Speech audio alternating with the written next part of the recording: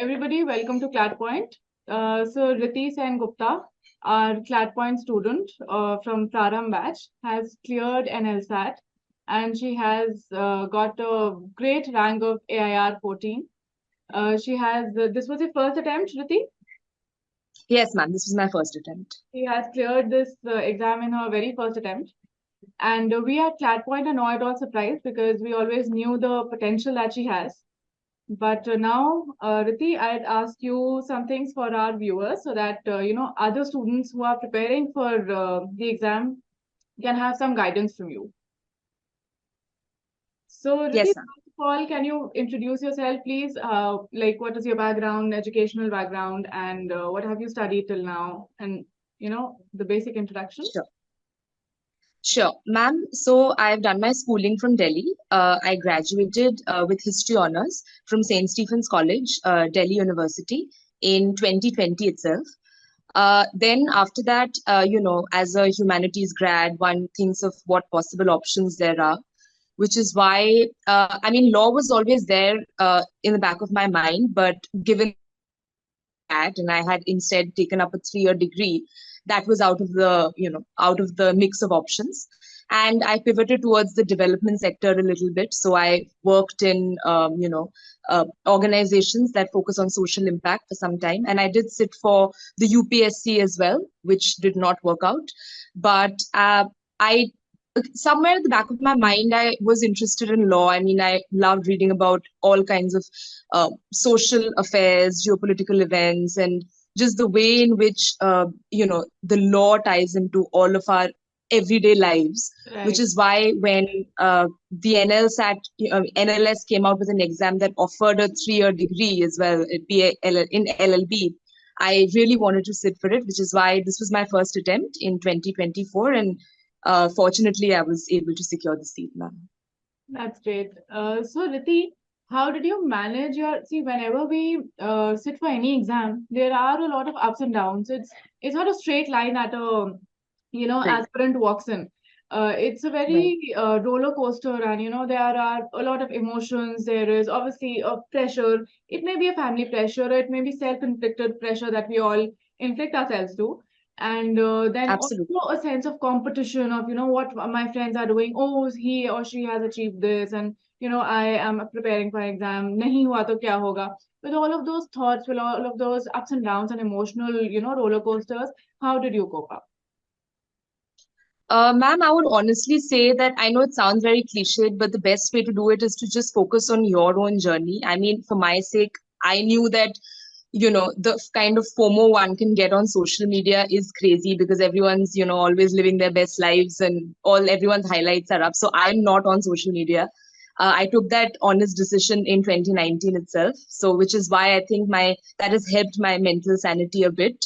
And other than that, yes, I was very lucky to have a very supportive ecosystem in my family who said that, if you want to really take a stab at law seriously, then go for it. And, we will support you financially and all of that. And I think that is more than I can say for many parents in many families. So I would say that whatever support system you have in terms of friends, in terms of family, do nurture them.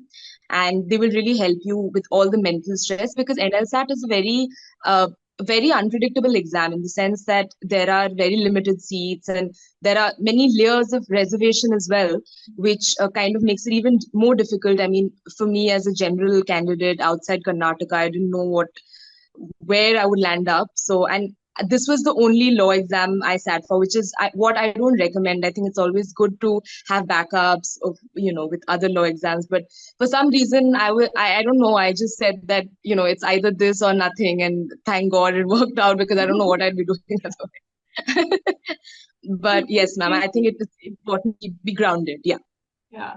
Thank you, Riti, and I hope everybody who's listening to this, finds an anchor. And an anchor is mainly people who surround us, and we should find somebody to whom we can speak out to. So that really helps. So that brings me to my next question: how you were answering it? Why NLSAT only? And now that you're saying that only NLSAT, but Yeah. there are many more 3-year law degrees, and especially with CUETN, We have a lot more Yeah. options. So then why NLSAT?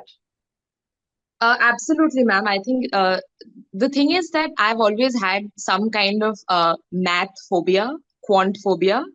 And I think the fact that NLS, which is the best law school in the country, offers a 3-year degree which has no math and kind of plays to my skills, which is in writing, was kind of the cherry on the cake. So I think it was just that. I mean, of course, there are some other law schools. I think MHSET has, some amount of reasoning, and I think maths is quite low there. But with CUET PG taking out papers which are very, I would say, quant heavy and focuses a lot on those abilities, those were kind of out for me. And I think it's a little unfair that a law degree needs to require those skills at all, which is why when I saw this exam and it kind of aligned with my interests and, the kind of place I would want to see myself in, I said that it's better to focus all of my energies on just this Yeah. rather than, I mean, they say it's better to keep all your eggs in one basket, but I thought that focusing all my energies on one would help. Yeah, that is true. And also, Riti, you're very correct in that sense because in the class itself, we did see that your answer writing pattern was exactly what is appreciated in exams like this. And obviously, we have the proof now. But Yeah. the reasoning part of it, and how well you structured your answers.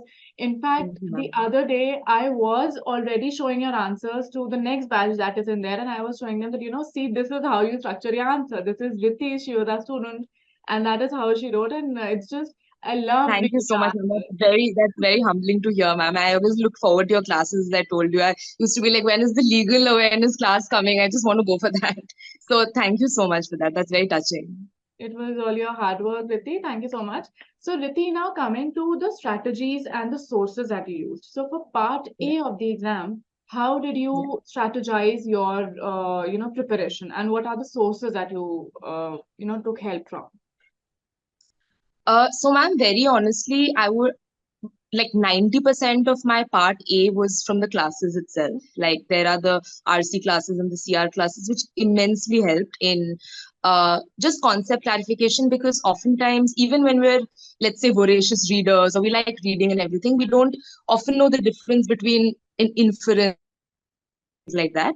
So the theoretical part of it was really cleared up by Sir itself in the classes. And even if one doesn't want to take coaching, one can, of course, look at GMAT and CLAT sources. That's what everyone says as well. Other than this, I mean, I would say there's a certain amount of like logic in those things as well. There's a certain mathematic that works in, okay, what could be the nearest answer? Why not B, why C, etc. So once one gets the hang of it through practice, I think it's easy. But one just needs to get the knack of it, which I think, the coaching or any kind of revision practice in terms of GMAT or CLAT material can really help. And of course, the CAT material is a little too elevated for NLSAT, I believe. Yeah. So, I mean, don't get disheartened, I would say, to aspirants if those are, if you're getting, let's say, 3 out of 5 correct instead of all 5, because those are a little tougher than the norm. So I would just say keep practicing and keep taking mocks for part A particularly. Right. And GK, which is of course the iffy part of it, because every year, as we can see, the GK part keeps changing. And I think there was a lot of hoo-ha about in 2023. There were questions about Andrew Tate. And everyone thought that the GK of NLSAT could just be Instagram GK. But this year they made it completely static and almost UPSC-esque, I would say, like in the Right. sense it was very textbook material and very, which schedule of the constitution has the 22 scheduled languages and everything. So for that, I would say you can follow either a compendium, so a monthly compendium. I used to follow a UPSC monthly compendium called Insights IAS. Okay. One can follow anyone from Vision IAS or anything like that. Or one can also follow any monthly magazine, which is, Right. good and covers the facts. And don't think that an exam would have just one kind of current affairs. And what I would then suggest is have a mixed bag. So focus on static as well as the more pop culture type of questions, because one never knows what one will be confronted with in the exam. Yeah, so it's better to be prepared. Yeah, that is correct. Riti, one should prepare as much as possible, the fairer the better, Exactly. especially GK. Absolutely. Absolutely. True. So, what about part B, Riti? How did you prepare your part B for the exam? Part B, ma'am, I think everyone says is the iffy part. And I mean, I would agree because I think it's a very unique paper in the sense that it Yeah. focuses both on part A and part B in that time period, which is crazy. True. So, six legal answers, and of course, there's a lot of confusion.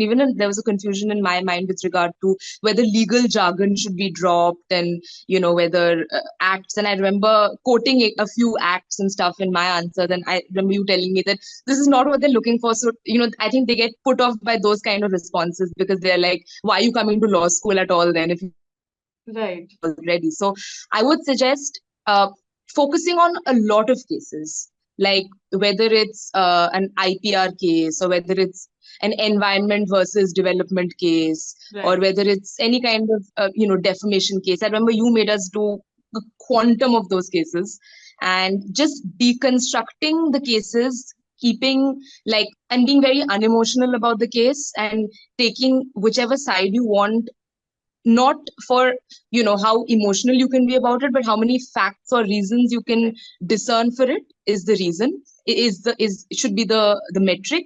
Hmm. And I think yeah, just writing coherent answers and not focusing too much on like the page limit or the word limit or anything, just finding reasonable arguments to Hmm. support your stance without making it too elaborate and verbose. Just simple language, simple arguments, logical arguments is, I Right. believe, what they're looking for, ma'am. Yeah. That's very correct, Riti. Riti, so one of my questions, because I have read your answers and they are so well written and coherent, how did you make your answers structure so well? Because this is a question which students ask me even in the class, even when you were there in the class, Mm. they Yeah. would ask that, many a times people do not have that kind of a hold on the language. They do not have that command over Mm. English. Or, Yeah. there is a certain grammatical error in the paper that keeps going on. However, that is something that the grammar and the English of it has to be worked upon. But Correct. structuring the answer is a very tricky thing. Not everybody is able to do it. And then also there is a certain question about that. How lengthy should the answer be? How many number of reasons there should be? So I have told that many a times in the class, but from you, I would like to know that what do you think is the correct way to structure those answers, and how can one refine the answers? So, ma'am, I think in writing answers, the simpler the better. So, I mean, people might say it's such an old-fashioned method, but I used to follow the IBC method, which is the introduction, body, conclusion method, which is start off with 2 lines of introduction. I remember my first introductions used to be very long, and you told me to kind of refine it because you're not going to get time to write the whole answer. So I used to just stick to the case facts and focus, write it in 2 lines, and then move on to this is my stance. This is why I would choose A over B, and here are the arguments that follow. And first, you can do firstly, secondly, thirdly.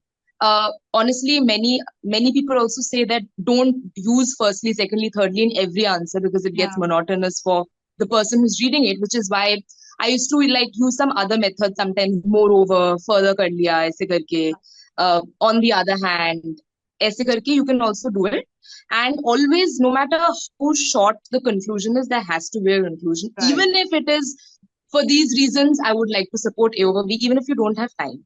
Right. And I would also like to add over here that, in the actual on the actual day of the exam, I often, I mean, I couldn't structure it as well as I did in the mocks because there's that pressure and you're fighting to finish every answer. So, but as long as there is a basic structure of you've written an introduction, even if you haven't written firstly, secondly, thirdly, after that, each at least you've made paragraph breaks or you've made each point a little distinct from the other, and Mm. you finish with a conclusion and your points are kind of distinctive in and of themselves, then I think that works. And in terms of, ma'am, word limit, they I mean, I think when we were writing answers in mocks, we had like sheets and sheets of paper, and but because they say 300 to 350 words, but there's just no scope for that in the Right. exam because the paper they provide is very, very limited. Right. So they'll give, I think, 3/4 of a sheet and one whole sheet, and in that one can only fit in three arguments. So well fleshed out, analyzed arguments. So Right. don't focus too much on the word limit, I would say. Hmm. Just focus on the introduction, write out your three distinctive arguments with underlines. Handwriting is important because I think handwriting is one of those things that gives you a slight edge because it should be legible. Thode, if you can underline, keep doing it. And I think that would make a fine specimen of an answer. Okay. Thank you, Riti. So, Riti, just like you've, well defined it, how one can have a good answer writing. Can you please do it same for the essay writing? Because essay is another thing which, Mm. students are very worried about. Ma'am essay कैसे होगा? ऐसे Mm. कैसे लिखेंगे? So, how did you approach your essay writing? So I would say that so this is something that I had learned from my UPSC days, which is to follow a PESTEL method, PESTEL, which Hmm. is whenever you approach any topic, whether it's environment or world peace or whatever, look at the political side of it, the economic side of it, the social side of it, the technological angle, the ethical side, and the legal side of it. So if Okay. you can cover a topic in like 6 broad dimensions, then that is broadly like you've attacked all the sides. But Hmm. again, they don't give they start giving quite convoluted topics themselves. They're not so straightforward about gender or education. They'll give you a quote, or they'll say, yeah, from I don't know, from a world leader or any like scholar, and they'll say that analyze it in the context of something. So Right. to that, I would say first write down the topic and try to analyze it at the face value, what it's trying to say, the topic. And then maybe, so, and now they've started focusing on the essay being argumentative. So Hmm. this is something that I gleaned from the information session the NLS had, which is stick to one argument. And it essentially, I would say the essay is a lengthier version of the legal answer writing in the sense that it's just, again, you have to find arguments, you have to find reasons to support your stance, and well fleshed out arguments as long as you have 3 or 4, with maybe 1 or 2 current affairs added in, just to give a geopolitical or a local context of it. I think that works. So write out the topic, pick out a stance, obviously not in the cut and dried method of the legal answer writing that this is my stance. It Hmm. has to, obviously, the essay has to follow a slightly more, not flowery language, but a little more elegant language, I would say. Right. But once like you figure out your 3 arguments, why you think, and most important, I would say, is to engage with the opposite side as well. And this goes for legal answer writing as well. I think it's important to not just stick rigidly to our own stance, but also say why, there might be certain merit in the other person's stance, but despite that merit, my side's merit is greater, which is why I would still go for my side. And I think once this is applied to both the essay as well as the legal answer writing, that kind of differentiates a good answer from an even better answer. And I think this is the something that really elevates it even more. So I think with essay is the same. Okay. Thank you so much, Riti. That's a very holistic answer that you've given yet again. Thank So, you. Riti, moving towards the end of our interview. So, one of the things is that how do you think, and do you think that CLATPOINT helped you in your preparation? Yes, ma'am, absolutely. I think ultimately NLSAT is an exam of your reading and your writing. So, I mean, beyond the point, I think beyond your own abilities, what a coaching can do is provide guidance and handhold you to a certain extent. And I think CLATPOINT really did that, in the sense that I think the classes were absolutely essential for me. I mean, I don't think coaching is essential, but it did help me to clarify my concepts. And I think just being in a community where other aspirants are studying together makes it a very wholesome sort of community wherein you don't think you're alone, because it's a very isolating exam. And I think everyone talks about it because you never really get to know if you're on the correct or not on the correct track. So Hmm. the fact that mentors are constantly there to help you improve, and there is a variety of mocks to choose from, and it's a very flexible mode. So I would definitely recommend it, and I think that it did provide a fillip to my preparation. Thank you, Riti. So now the last is a little sort of a quiz in order to, get some inputs from you. So newspaper reading is important or not? I would say it's very important. Every day I used to read the newspaper because it just helped give a flow to my language. Right. So I would say Okay. Mocks or no mocks? mock for sure. I gave 20 mocks before I sat for the exam. Then daily essay writing or reading editorial? I think reading editorials should be fine. They'll provide depth to your answers. Okay. And last, you being a DU student. So DU 3 years law or NLSIU? Oh God, given that I haven't taken the DU law by exam, I will go with NLSIU. Okay. So thank you so much, Riti. Is there any, any suggestion that you want to give to the people who are aspirants right now and, students who are preparing for NLSAT now? Any suggestions for them? Ma'am, I just like to emphasize on the time management aspect because they say that it's 2.5 hours, but in those 2.5 hours, as I found out quite late, is included the time to fill in your OMR sheet, which Right. is extremely heartbreaking because it nicely takes away at least 15 minutes of your time. So I would say that when you even take your mocks to aspirants, when you take your mocks, kind of cut off 10-15 minutes and then take that as the time limit because it gets extremely shaky in the end and So, it really shakes your confidence. So once you practice enough mocks and get into that time zone, I think it'll all be fine and all the best to them. okay. Thank you so much, Riti. Thank you for your time and all the best for your Thank future you, ma'am. endeavors. Hopefully, we'll meet in the court. Yes, yes, of course. Thank you so much, ma'am. Thank you. Okay, bye bye. Take care.